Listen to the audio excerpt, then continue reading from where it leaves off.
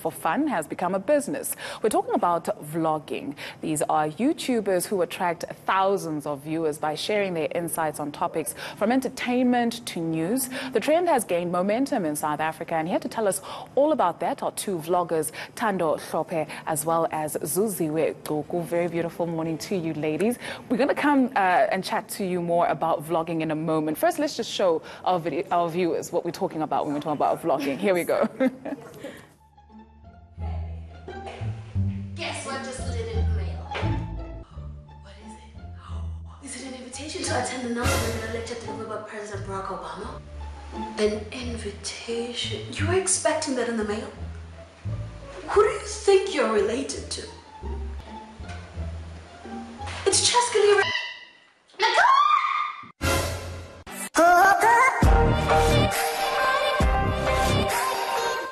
If making a video about something doesn't express the level with which you're so excited about it, then I don't know what does.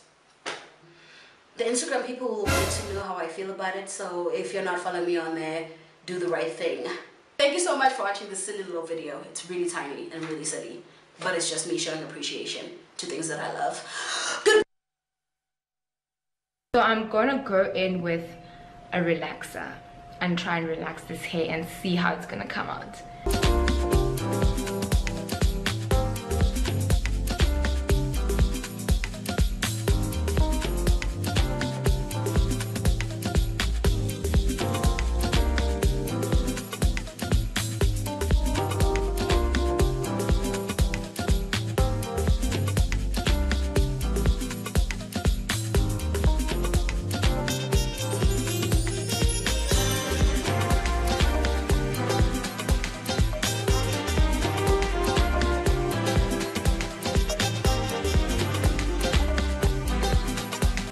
So yeah guys, this is how the hair looks like after I've relaxed it.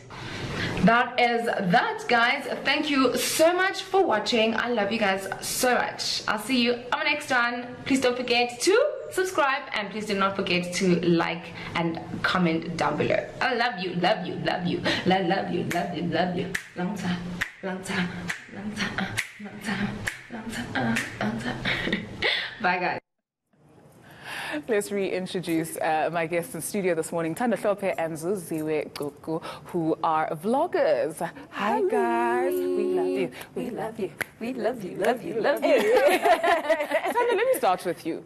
What is a vlog? Who is a vlogger? What is a vlogger? What is vlogging?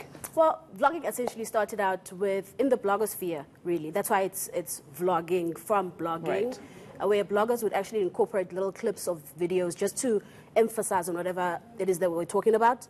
And then as the industry was growing where you can, and spheres such as YouTube were growing where you can put out videos, it was an easy way for bloggers to move from just print to video. So that's how it started out. And then now it's grown to something much bigger than just a blogger trying to put more emphasis in the topic that they were writing about. Sure. What topics do you tackle in your vlogs?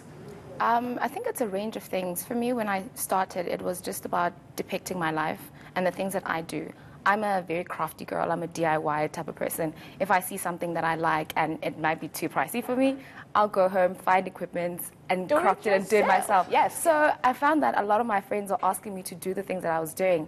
Like I would paint things for my house. I do my own wigs. I do my own makeup. So when you say you do, so I get the yourself. bundles and I will sew it. Okay. Yeah. Can we exchange that? Okay. So those are the type of things that I do, and I found that a lot of girls are actually interested. Even guys are interested to watch, just from intrigue and also just wanting to learn new skills. Yeah. So that's the type of content that I create, and I just find a way to contextualize it back to what my audience would like to watch. Yeah. What does that mean, Thando, putting yourself out there? Because you're not just writing a post and we don't know what you look like. We actually see what you look like. You let us into your house. You know everything about you. For sure. I think for me, particularly because I call myself a digital storyteller, I think it's an obligation for myself to use my voice to speak about things that matter to me, and with the hope that they will matter to somebody else. And they do, because people do click on the videos and want to know more, want to learn, want to know what other people think about them. Particularly, also with YouTube, you have a lot more range to be less censored than you would be on TV. You just go wild and you speak from your opinion, and you can be a little bit more biased, that it's okay that you are just out there sharing what you believe in and what you think. What is it that you address in your vlogs? Well, for me, it ranges from whether it will be Somi Zimhlongo's roast and what I thought about it. For instance, there are a lot of things that I found problematic with that roast, so I would address certain issues that I found might be harmful to people that are watching, some not realizing that these things, if you're saying homophobic things or racist things or making AIDS jokes and rape jokes, some things are sensitive to other people, and I'm out there to share my knowledge and to make awareness that this is how other people feel, and people need to be sensitized to such things. With the beauty of freedom of speech, I'm sure there comes some pressures. You just see it on social media. Do you call them trolls? Yep. Yeah. So in the space that you guys are in, no doubt you're not protected from that. No, you're not. And it's free range. And it's funny because the space that we occupy, specifically YouTube, I've found that it's actually more relaxed in terms of trolls. They're actually much nicer than the people on Twitter. And People play nice Twitter on is YouTube. scary. people are still, I think it's also a new space, so people are still trying to figure out and see. Okay. So there's not that much hate on YouTube than there is on maybe Twitter or Instagram or whatever. So that also motivates you to actually do more, because there's so much positivity that you get from the comment section. Those are the type of people that you want to see to build, because YouTube is an actual commitment. It's not just taking a picture. It's not just typing a post on Twitter. You actually have to, set up, take a video, like the works, edit the video, make sure that the thumbnail is right, and publish it. So there's a lot of work that goes on